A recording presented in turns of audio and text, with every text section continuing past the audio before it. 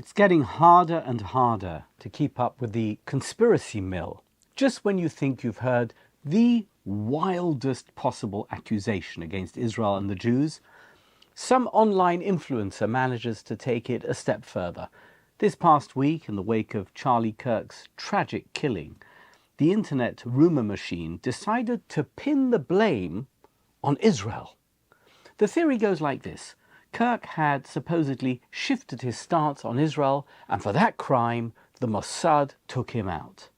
It sounds insane, because it is insane. Tyler Robinson, Kirk's murderer, has already been caught, turned in by his own law-abiding and horrified family. His confession, shared in real time with friends over messaging apps, has been made public. The motive couldn't be clearer.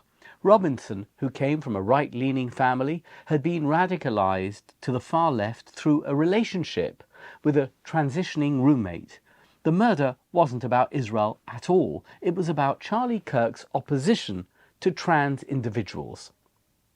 But what's truly disturbing isn't the lunacy of the Israel killed Charlie Kirk theory itself. It's how quickly it's spread and how confidently it's being repeated. Within hours of his death, the story was bouncing around online forums and social media feeds as if it were an established fact. Candace Owens, Tucker Carlson, Marjorie Taylor Greene, Alex Jones, and now even Roger Stone, people who have no business being rabid anti-Semites, but somehow are, have all endorsed or amplified the accusation, lashing out at anyone who dares express doubt. It's trash agitprop taken to a whole new level. And Charlie Kirk's assassination isn't the only story feeding the American far-right anti-Israel, anti-Semitic mill. More and more leading voices on the far right have found it convenient to cast Israel as the villain in their fever dreams. The America First wing of the MAGA coalition, once dismissed as fringe, is now loud, aggressive and frighteningly influential. Millions of followers hang on their every word and are being conditioned to believe that Israel, which is to say Jews, is the very root of every American problem. It's utterly bizarre. What makes it even more bizarre is that Donald Trump, the political figure who mainstreamed this coalition, has been the most supportive president Israel has ever had. The embassy move to Jerusalem, the recognition of the Golan, the Abraham Accords all happened under Trump in his first term. And since returning to office in January, his administration has consistently given Israel the backing it needs militarily and diplomatically, not least in the many international forums where Israel is relentlessly vilified. Yet, within the very movement that cheered him to victory, a dark current of raw Jew hatred has been steadily gaining ground.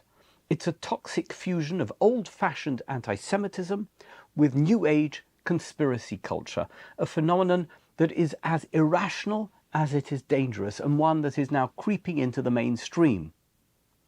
And these conspiracies aren't confined to the latest headlines.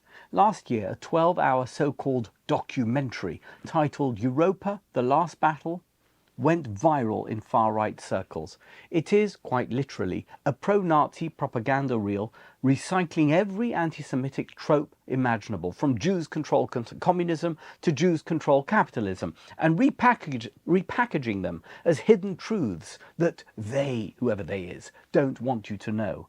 Today, clips from this monstrosity circulate on TikTok and X and on chat groups as bite-sized red pills for a new generation of extremists who've never so much as opened a history book but are utterly convinced that Jews are behind everything sinister and evil in the world.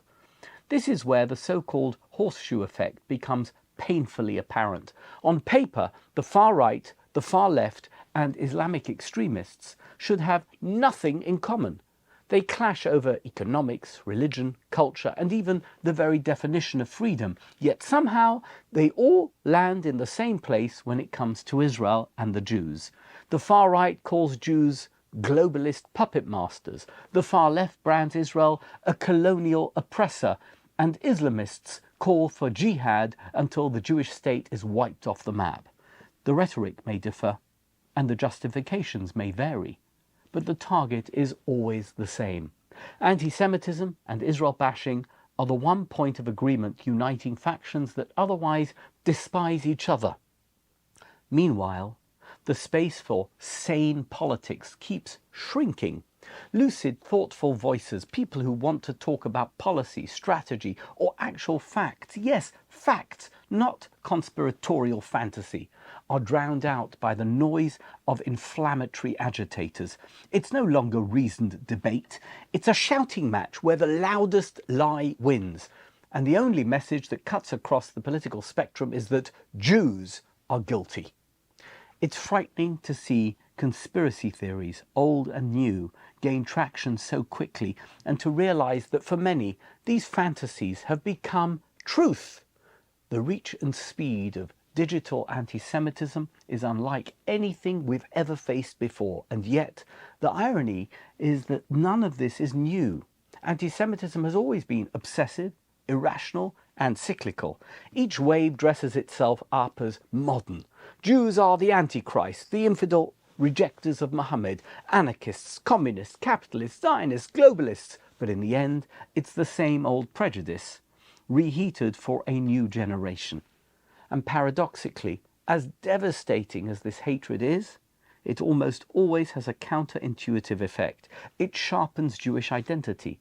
History shows time and again that persecution pushes Jews to remember who they are, their covenant, and why their heritage matters. We see it even now. Since October 7th, Jewish immigration to Israel has risen, and real estate prices in Israel remain buoyant as more and more diaspora Jews purchase homes in the Promised Land.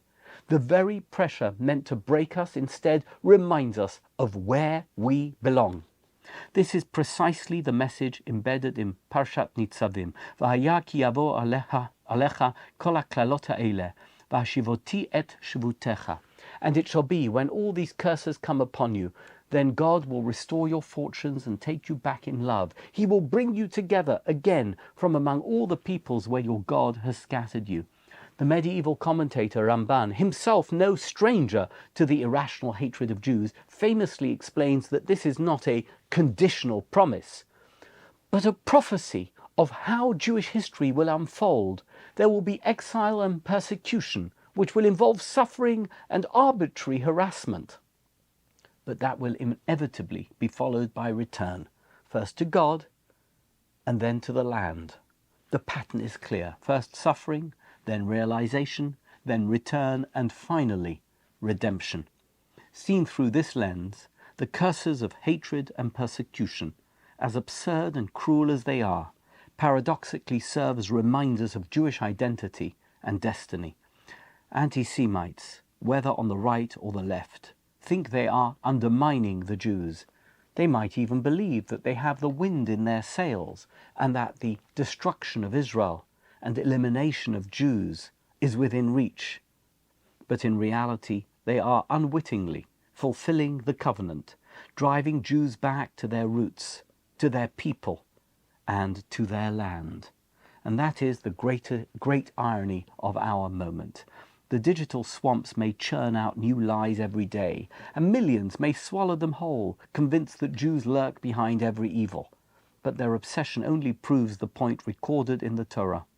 Our covenant endures, the pattern repeats, and the Jewish people remain.